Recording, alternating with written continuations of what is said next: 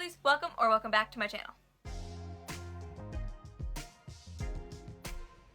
In today's video, I'm going to be talking all about starting the curly girl method because it can be a little overwhelming at first. And I'm going to give you some tips that can hopefully help you start out when you're first researching and learning stuff. If you are new to my channel, I post super awesome hair videos every single Friday, so be sure to subscribe and hit that notification bell so you're notified every upload. When you first find out about this thing called the curly girl method, it can be very overwhelming. There's so many things to learn, there's so many rules, what you can do, what you can't do, what you should never do, what you should always do, and it can feel like you mess one little thing up and you're going to ruin your hair forever. However, this is not the case. There are a lot of rules, we could call them, or methods, or guidelines to follow that should help your hair, but try not to let that overwhelm you. One of the things that really helped me when I was first starting out was that I did not do everything all at once. Hair was something I started learning about probably about a year before I actually started doing it myself, just because I was interested in it, and I did things just like one step at a time.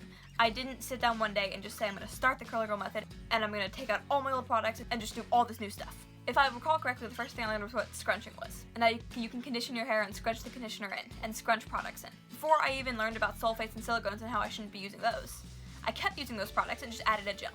And slowly, as I learned new things, I just started implementing them, which helped me learn things and add them as I wanted to, instead of just doing everything at once and trying to understand every single thing at one time. And that way, if I did something wrong, I didn't feel like I had to start completely over. Because I knew I was still doing things wrong, I was just learning and taking it one step at a time. So it's not all or nothing. You can work your way into it. The next thing is to not be afraid to take breaks. Even if you know everything there is to know, and you're doing everything like technically correct, it can still be very overwhelming to think about this whole new system that you have to like do for the rest of your life. The curly girl method can be a lot of work. Even if you like it, it still take up a lot of time and energy. You're putting a lot of time and thought into your hair, and sometimes when it doesn't turn out as good, it can be discouraging. And sometimes you just might not want to do it that day. And that's okay. I have plenty of wash days where I wash my hair, and I just let it air dry, and I braid it. And then for that week, I'm braiding my hair and putting it in braided styles. Or just wearing it down with the way my hair turned out after the braids. If you don't know how to braid, that's okay. You can do ponytails, you can put it in a bun, or you can just wear it down. I would still make sure you're using hair ties that are better for your hair, like not those little rubber bands, but there's nothing wrong with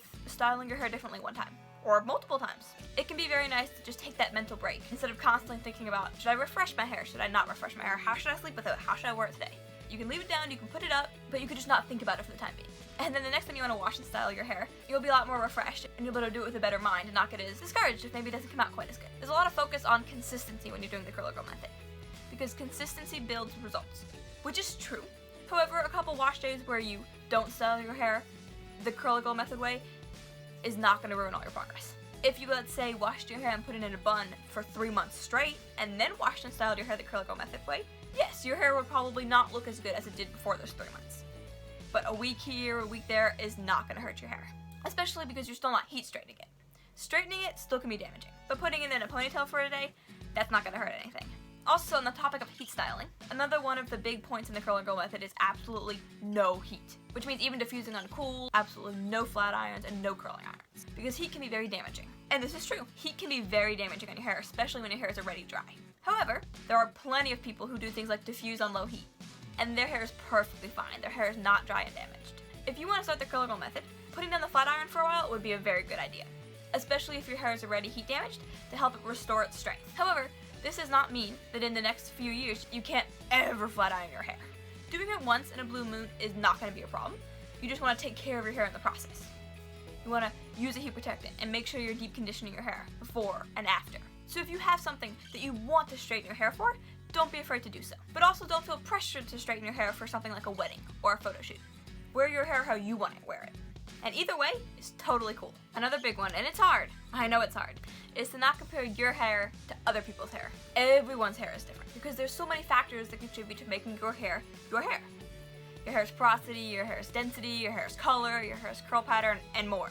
So even someone with the same curl pattern can have very different hair, and it can make it look very different. And you're looking at that person going, their curl pattern's the same as mine, but why does their hair look like that and mine looks like this? And basically what you're doing is you're saying, their hair looks nice and good and my hair looks like this and I wish my hair looked like their hair. If you're always just comparing yourself to other people's hair, even when your hair looks awesome and amazing, you're still going to be looking at that other person's hair and their hair is just going to look different. No one's hair is better, it's just different. But if you start out comparing yourself to someone's hair, no matter what your hair looks like, you're always going to be comparing your hair. And so it's great to talk to a lot of other people about their hair and look at different pictures and videos and what different people do and their different techniques and their products. But, and here's the big one, as long as you do it with not an objective comparison. Don't say better, worse, prettier, uglier. You can talk about it objectively, like, oh, their curls are tighter, their curls are looser. She has longer hair, they have shorter hair. They're blonde, they're brunette. There's a lot of ways you can describe hair and compare hair, but not saying their hair is better, my hair is ugly. Because once you start using that language, you're gonna keep using that language. It's really hard to break that pattern. My next tip is dealing with products. There are so many Curly Girl products. It can be a little bit overwhelming. Once you learn about one, you'll learn about all these different products. And you're like, how do I know which ones are good for me? There's mousses and gels and light hold gels and strong hold gels and creams and foams and leave-ins and co-washes and rinse outs that you can also use as leave-ins. And it can be very overwhelming and it's hard to know where to start. So what I'd recommend is to try to find someone, whether it can be on YouTube or someone on a Facebook group, who has similar hair to you in terms of, you want to make sure they have similar hair in terms of porosity, is the big one, but density and curl type can also help. And find out what they've loved using as a good starting point, and you can get a couple different recommendations, and find something that's fairly affordable, find something that's in your budget. This will be different for everyone, and make a couple purchases, and try them out. Purchasing different products, trying out all these different lines can get very expensive. So what I recommend doing first is taking one product and trying out a lot of different styling techniques, because this can use the same product and you can see it act in different ways. Because you might be surprised how the same gel, if you apply it differently, can give massively different results to your hair. And this comes at no extra cost to you. You already own the gel, but you're still experimenting and finding what works for you. Because along with products, there's also a million different styling techniques. How much water should be in your hair? Do you rake it through? Do you section? Do you scrunch? Do you smooth? Do you diffuse? How do you diffuse? Do you not diffuse at all? Do you air dry? And you can have a lot of fun experimenting with this, all with the same products that you buy once and you already own. A good brand I will recommend is the Not Your Mother's Curl Talk line. It looks like this. I have seen success with it over a wide range of curl types, and it's on the much more affordable side of products. Each of the products are either $7.99 or $8.99, depending on the product, right in that range. And as far as curly hair products go, they almost cover the entire basis of what you could look for. They have a cream, they have a gel, they have a mousse.